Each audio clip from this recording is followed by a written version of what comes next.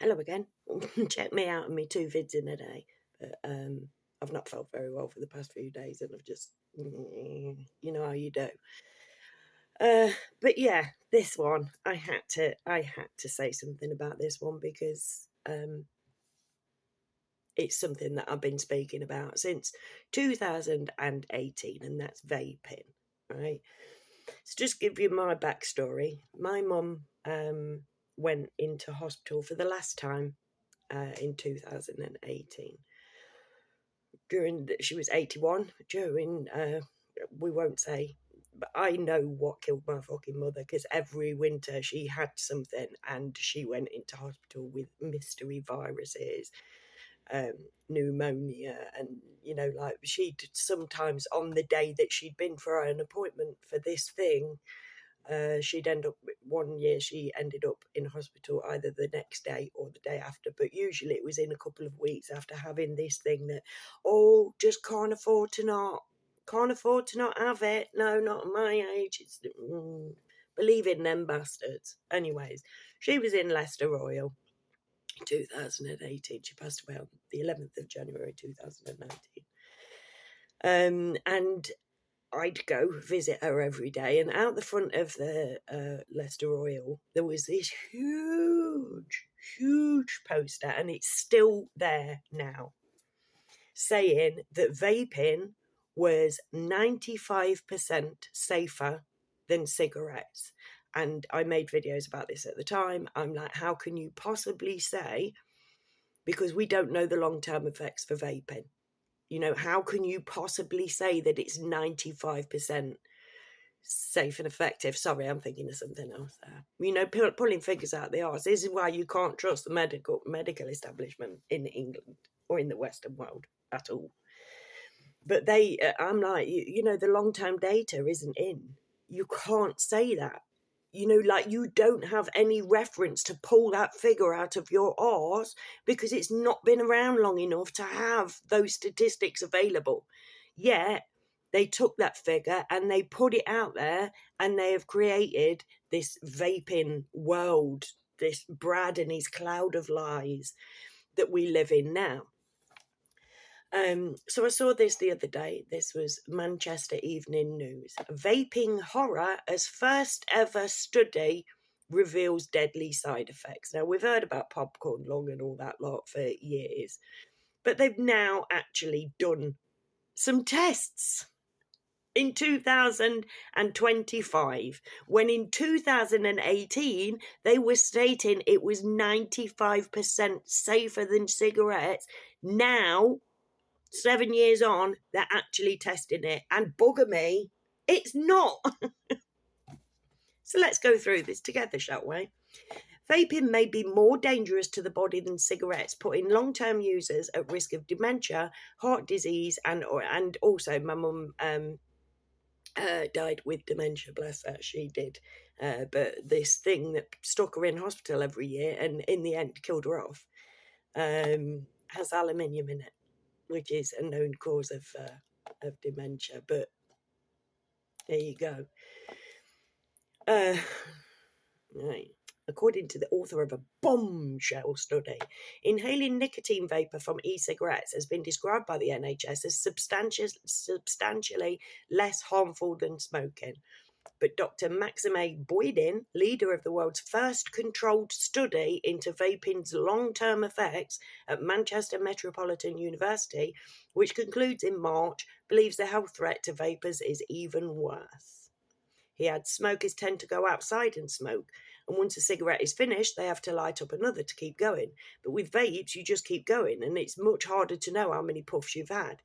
It's much easier to vape continuously because you can do it in places where smoking might be less acceptable. Now, my mum, bless her, we let her vape in the hospital, right, because we knew she weren't going to make it, so we're just like, she believed them too.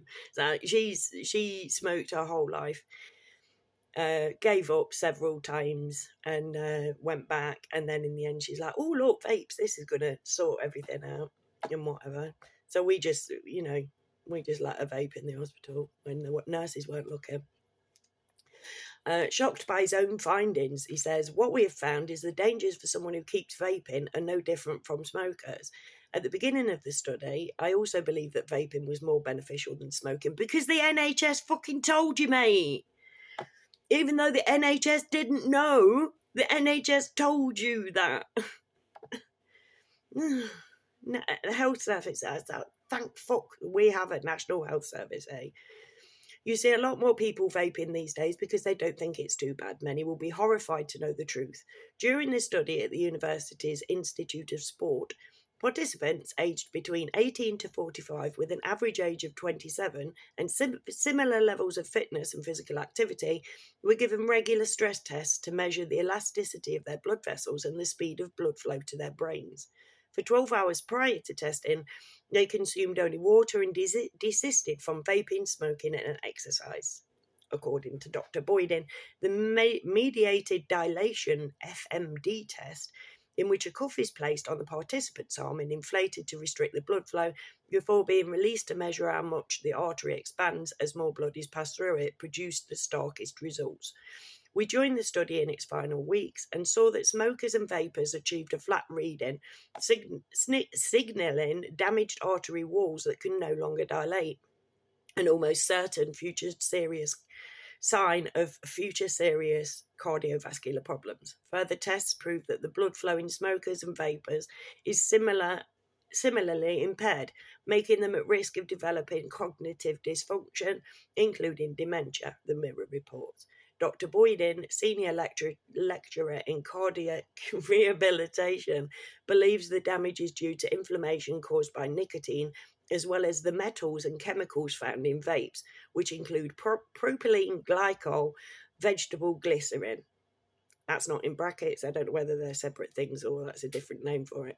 Substances in the chemical flavourings, such as carbonyl compound, are known to cause inflammation and oxidative stress, which can lead to artery inner wall damage and cell death. He says, when you put this mixture of metals and chemicals into your body, you can't expect nothing to happen. Vaping use in the UK has exploded since the first electronic cigarettes arrived here in 2005. There are now 5.1 million people aged 16 or over in Britain, about 1 in 10 using vapes, according to figures last year from the Office for National Statistics. Vaping rates were highest among those aged 16 to 24 at 15.8%.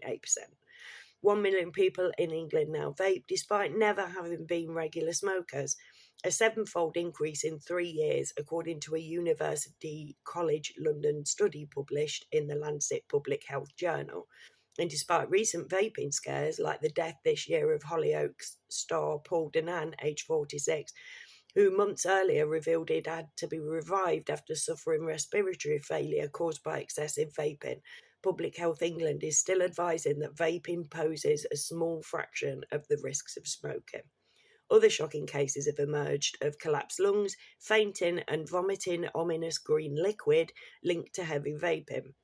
Dr. Boyden, whose study results will be published soon, says he has evidence that levels of fitness, even in young vapors, can be impaired. One of the study volunteers, Adam Petrulovich, if I get that right, go me, a 25-year-old master's student studying strength and conditioning at the university, says he vapes without stopping. I never really smoked, but I started vaping 2 years ago, he says. I always thought it was much less harmful than smoking because the NHS has told you that, even though the NHS didn't fucking know. I take a puff every few minutes and only stop when I go to sleep. A 500 puff vape used to last me a few days, but now it's not even a day. Now I'm on 3,500 puff vapes, which should be more than a week, but I finish them in 3 days. A volunteer known only as Marine, 33, started vaping 3 years ago to wean herself off smoking and uses a heated tobacco device. She says, I didn't smoke in the house, but now I vape all day long. I decided to take part in the study because I wanted to know what it was doing to me. I've noticed that I'm out of breath more. I feel that it's not so good for my health. Both volunteers were alarmed by Dr. Boyden's negative findings. Adam says it's definitely an incentive for me to stop. Many will have been convinced that taking up vaping won't be prejudicial to their health, thanks to oft-repeated advice, including from Public Health England, which states that vaping poses a small fraction of the risks of smoking, 95% safer.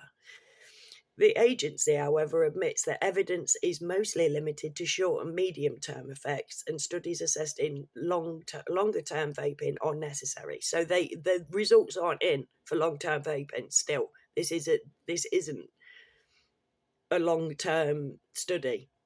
The results ain't in for that. That advice has not changed despite recent scares. I was appalled in them. Yeah, again, that's just repeated itself. Literally, they're repeating it. Marine adds, I'm going to quit. I never expected vapes to be as bad as cigarettes, because if you've ever been to a hospital, it's plastered all over the fucking front of the hospital that they're safe. Liars, man. Colourfully packaged devices that come in candy-like flavours have been blamed for an increase in teenage users, will be banned from June. Now, remember when they covered up the smoking bit because we're stupid, and if we see something we have to buy it? It's not. We haven't stopped smoking, mate. It's just that the people who work at the co-op have to go behind, have to open fucking doors and search through the fags that all look bloody identical. That's the difference that's been had from this, and it's pushed people onto vapes. And the vaping bit is lit up. You know what I mean? The fags are covered up now, but the vaping bit is lit up. They have literally pushed this on us. But Dr. Bodin says all vapes should only be available on prescription in Britain to avoid a health emergency, he says. The only benefit of vaping is to help people quit smoking. But if they keep vaping, the result is going to be the same. I think doctors should be able to prescribe vapes for a certain time so that they could be used as a transition tool, but only for a short time. We now know the long-term effects of vaping. What? And if we don't act now, sort of mid-range, it's not long-term, it ain't been years. Well, it's been some years, but not a lifetime. And if we don't act now, we will see a health emergency in the next 10, 15 years. Rachel Maskell, Labour MP for York Central, who has called for tighter restrictions on vapes, says, this study adds to the body of evidence that vaping can cause significant harm to a person. The government should take stricter measures in ensuring that vapes are only accessible to people who currently smoke as a smoking cessation intervention. But Dr. Marina Murphy, scientific spokesman for the UK Vaping Industry Association, dismisses the study's findings. Of course she does, because that's what she's paid for.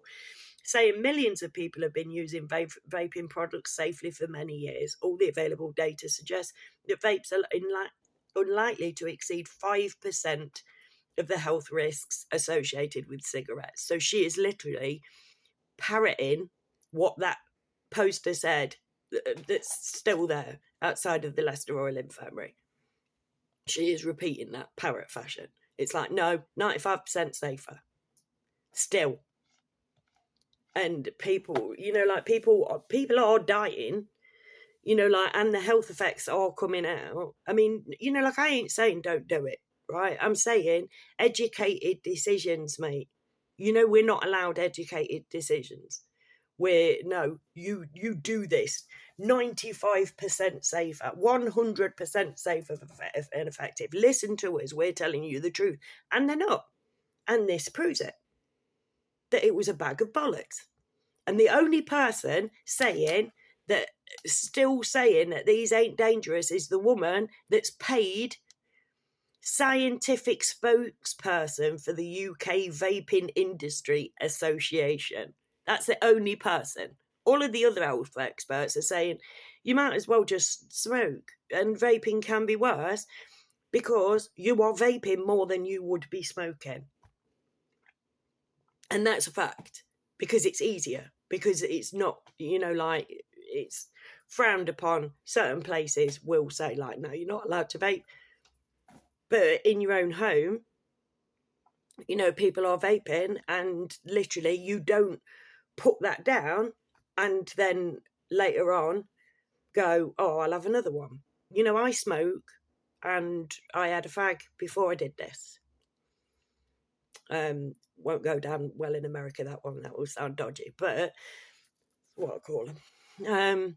So yeah, I had a fag before I made this video, and I'll probably have a fag afterwards but there's hours in between me doing that. If I was vaping, I'd have been vaping all day. And, you know, like, we don't know the long-term health effects from this yet.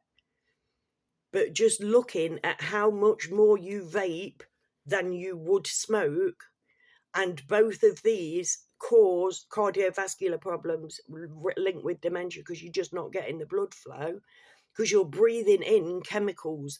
And you know, like, you've seen Brad and his cloud of lies when you know, oh, donut shop. No, it's just Brad and his cloud of lies. And fun fact, me and my daughter went to the bingo many years ago. And we went out into the smoking area, a bit outside, for a fag, right, in the interval. And there was just one bloke sitting outside, and literally we walked out, and he was sat like by the door, and it was like walking out on not Who Wants to Be a Millionaire, Stars in Their Eyes. It was like I came out of the bingo as Kerry Ann Howitt, mate. I walked out into that thing, and I was Cher. And I said, we'd walked just past him. I said to Steph, it's Brad, right? And this geezer just looking like this and just fucking ran inside, and I felt so bad. Maybe he'd seen that meme. Who the fuck knows? So yeah, it's something that we need to look at now.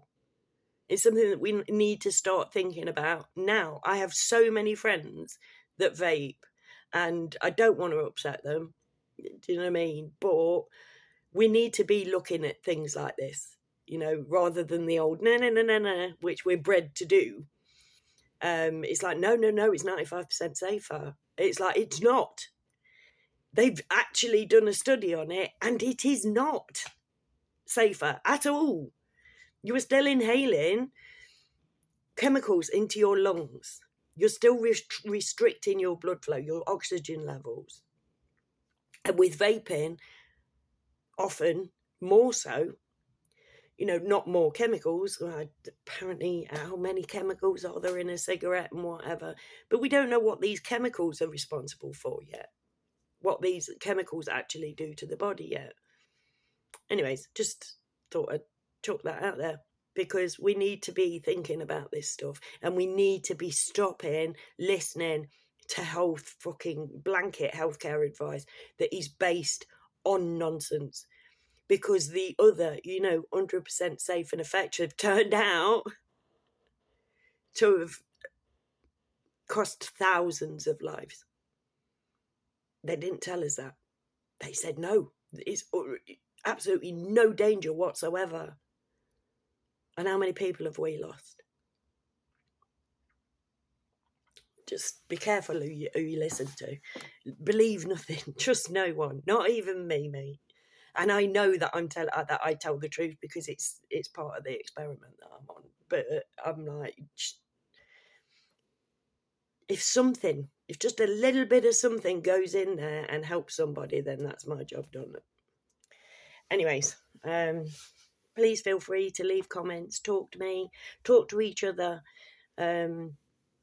I've got 48 people left to go, and then we're going to do the 1K giveaway. I'm so excited. I've just got to remember work out what game we're going to play to do it. But somebody out there, one of you, maybe, is going to end up the proud owner of an It doormat and a funky t-shirt and some pin badges and a crocheted item and stuff like that, because I'm just soft like that. Anyways, thank you for being here. Please come back, and never forget that I love you all. That's why I do this, for you. I love you all. Bye.